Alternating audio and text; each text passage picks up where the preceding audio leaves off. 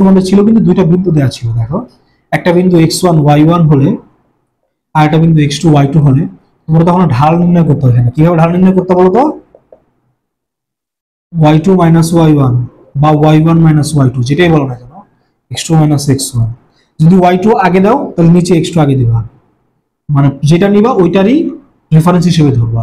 আগে যদি তুমি হচ্ছে কি বলে এখানে y1 আগে দাও তাহলে এখানেও x1 আগে দিবা। সিম্পল কথা হচ্ছে কোটি দ্বয়ের অন্তর মানে কি পার্থক্য, যেটা কোটির পার্থক্য নিবা তাকে ভাগ করবা কি দিয়ে? ভুজ দুইটার পার্থক্য দিয়ে। এই হচ্ছে ঢাল তোমরা করছো, কিন্তু ঢাল জিনিসটা কি সেটাই তো তোমরা অনেকে জানো না বা বুঝো না।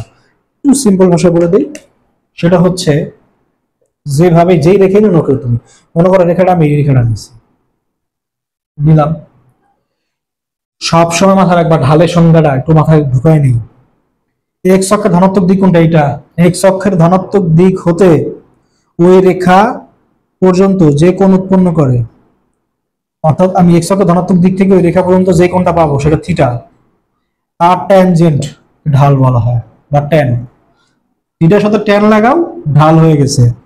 অর্থাৎ এক্স অক্ষের ধনাত্মক দিকের সাথে কোন রেখা যে কোণ উৎপন্ন করে তার ট্যানজেন্টকে ঢাল বলা হয়। সিম্পল, কোনো ঝামেলা নাই। তুমি যেইভাবেই রেখা আঁকো, আঁকো একটা রেখা, তুমি এইভাবে একটা রেখা আঁকছো, তুমি কি করবা? তোমার কাজ হচ্ছে এখানে এক্স অক্ষ থেকে কোণটা নাও। যদি রেখাটা এরকম হয় এখান থেকে এই কোণটা নাও, রেখাটা যদি এরকম হয় এখান থেকে ধনাত্মক দিক থেকে এই কোণটা নাও।